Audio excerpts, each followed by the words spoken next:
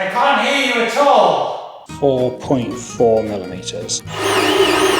There. Right, it's in. Okay, let's go gently, slow down. Maybe force some horses. Just running through it. Bang!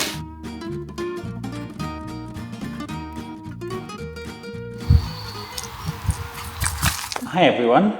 Today we're going to be having a closer look at this chandelier. This is something that Emma managed to find on an auction site. We don't really know how old it is or where it comes from. We just absolutely loved the look of it. So we got a great deal on it on an online auction, and here it is. And as you'll see in a minute, we've run into a few challenges trying to restore it. Today, Rob and I are hopefully going to get started working on this chandelier. I'll try and show you the bits of it and try and talk a little bit about what it is we're hoping to do. So the most important thing with this chandelier will be sorting out the electrics. It's got these old bulb holders, which we're going to replace entirely. Some of them, that one's sort of still in one piece. There's one here that's just broken completely. So we'll be replacing all the bulb holders.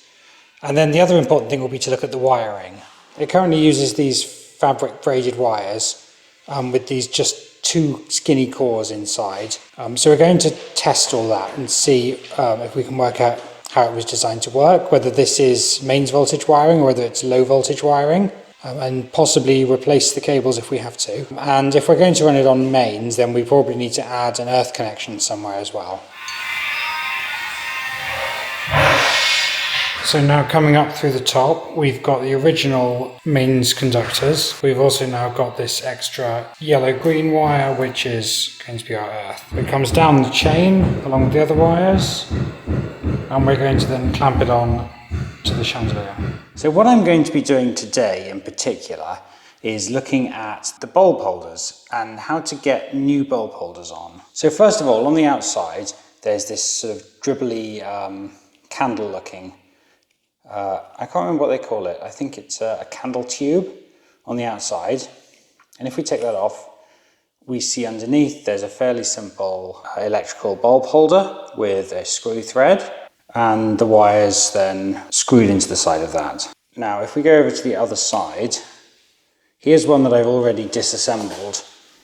So you can see there's just the wires sticking up out of there. The parts we've removed are obviously the candle tube. This bulb holder, which is actually completely broken at the top. The bottom of that has a screw thread, and this is where things start to get a bit complicated. So what it came with was, I'll show you that comes off. So there's this tray that it all sits on, which goes over the wires first. And then there's this threaded bar. It's a hollow threaded bar, so the wires can go through. And that threaded bar goes... And then there's this adapter, which converts it to another thread, which is the right thread for this old bulb holder. And I don't know what that is either. So none of those bits are much use for anything. I have bought now brand new bulb holders. They're very similar. It's now plastic, but it's got the same, I don't know if there's enough light to really see that, but it's got the same screw thread inside and terminals on the bottom for the wires. We've then got this metal piece, which has got the screw thread on the bottom to go onto the chandelier, and then the bulb holder clips onto it. And of course, finally, we've got replacement dribbly candle tubes to go over the top. And this would all be quite simple, but nothing matches in terms of threads. What I've now managed to find online are these adapters. So what I know for sure is that the brand new bulb holder requires an M10 fine thread. And this adapter has an M10 fine thread on the outside, so that will work. And this has an M8 fine thread on the inside, which I thought would be the same as this original bar, but it's not quite. It is, however, similar enough that they will lock together. So I think we might just be okay. So the original bar will go into the chandelier, the new adapter will go onto the original bar, and then the new bulb holder will go onto the new adapter. So that will be the complete setup of it. That one and the tube. Just a tiny bit of insulation tape will hopefully hold all of this together tightly.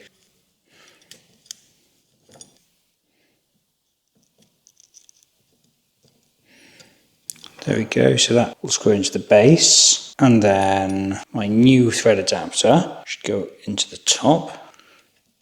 There we go, hopefully you can see that. And then the new holder,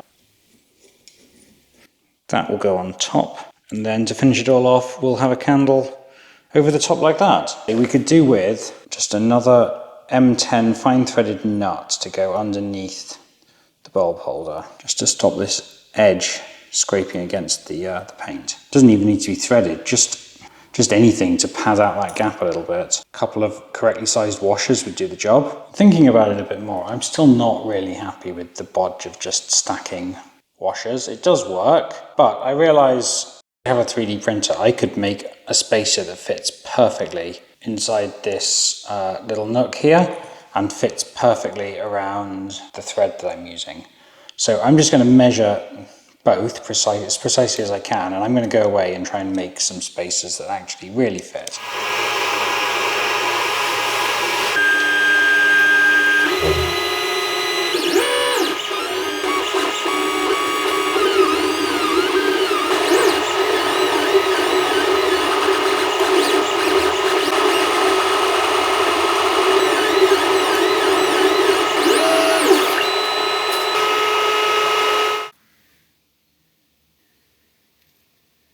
So I'm now armed with these 3D printed spacers. Ooh. Oh, this is the threaded bar. Oh, I see. Yeah. It's a bit tighter than I planned, but that goes excellent over there. Yep. To make a spacer, and then it all goes together. I wasn't quite sure on the order of assembly whether we need to do something with the wires first. Possibly not, because that will go on first, perhaps, and then we deal with the wires. I don't know how you want to. I think so. That goes over the wire. We could have put a bit of Loctite on that. And then the spacer. One of those. And that pushes down onto the metal. We've got the first couple of these on now. They're nice and tight. 2 down, 4 to go. So that goes onto there. That goes into there. And then this thing just slides over the top at the end. And then that will cover that bottom. It covers section. everything. Fantastic. That's going to work, isn't it? Yeah. Great. It's taken a while. It's still got a sticker on it from the auction house. July 25th, 2025. That seems to have worked. Good. That one needs to be stripped back a bit more. I've never pat tested anything in my life. It only takes about 5 minutes. If you could plug that in. So we can do an auto test. And there are various tests. So 131 is it'll provide 2 amps. We might want to repeat this for various locations. Here? Up there where the other goes in. There. So it's not seeing a connection at all. Let's try to the crimp itself. Okay. I'll do it like that. Okay. Okay, stand well clear. And press go. Just running through it. Bang! Oh wow. It's quite bright, isn't it? Yeah. So it drew 0.1 milliamps. 0.1 amps. Yes. Well, that's good. That's great, isn't it? In the top of the chandelier, it's got this sort of D-ring. That's what it needs to hang by. So I've got some steel wire, which I'm going to turn into a loop of steel wire at the end. And this will then hang from that steel wire from the ceiling. And then this outer piece just goes up and covers it all up. So you can see in the middle of the ceiling rose there's a hole coming through, and that hole is plenty big enough to have the steel wire coming through and also the electric cable. And then we'll have to go upstairs and work out how to fix that steel wire onto a joist above, and that will be how we fix the chandelier. So steel wire onto a joist in the ceiling, coming down to a loop, going around this bolt here, and that should hold the thing up. This room on the right is the room that I'm hoping will eventually be my study. And there are a couple of floorboards up in this room already. And I deliberately left this middle floorboard up out of the way so that we could get access to support the chandelier when we put it in. So I'll show you what we've done here. We couldn't get directly above the chandelier, but we're slightly off to the side here. And what we've done is we've put a metal anchor in on the joist on each side. And then on each of those, we've run a plastic coated steel wire fixed on nice and securely, I hope. And those 2 steel wires go across under the floorboard here and then they drop down through a hole in a joist to support the chandelier below. So what we've now done, and I couldn't really get this on camera, but we've put this wire into the ceiling above. So it's just a steel wire with plastic coating, and it goes around this ring, and we've secured that just below the ceiling, and that will support the chandelier. So first things first, I'm going to go and turn off the electricity.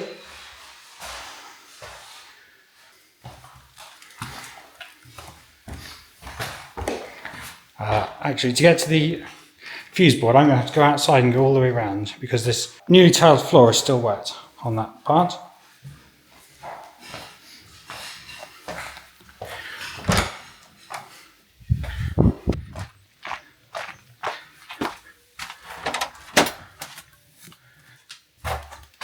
So fuse boards are right up at this end.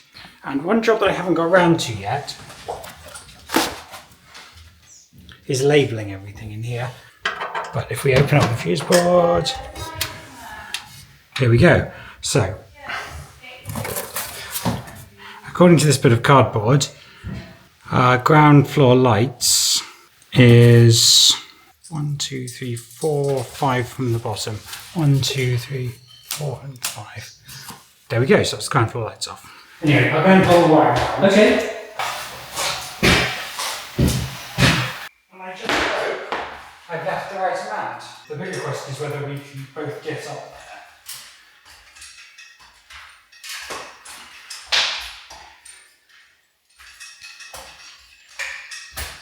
there. Bear with me. Wire keeps moving back up as well.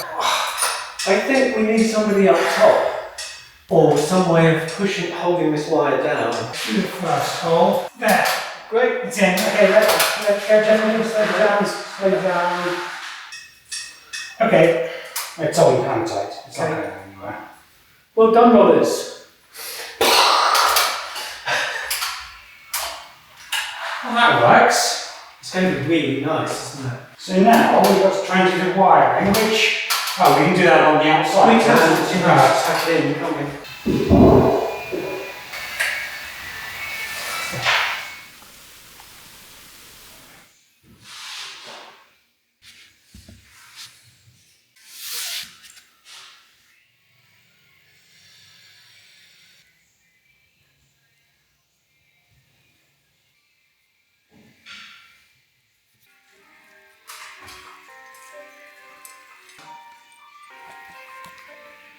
Well, my contribution has been pretty minimal up until this point, but I have given the whole thing a really good clean. I'm not sure if technically I'm allowed to call it finished, because I do need to replace some of its missing crystal droplets. I swear at the moment it feels like nothing ever quite gets fully finished, but I think that's just the way it goes sometimes in a renovation project. So for now, I'm just going to leave you with the befores and afters. Thank you very much for watching, and as always, please subscribe for future updates, and we'll see you next time.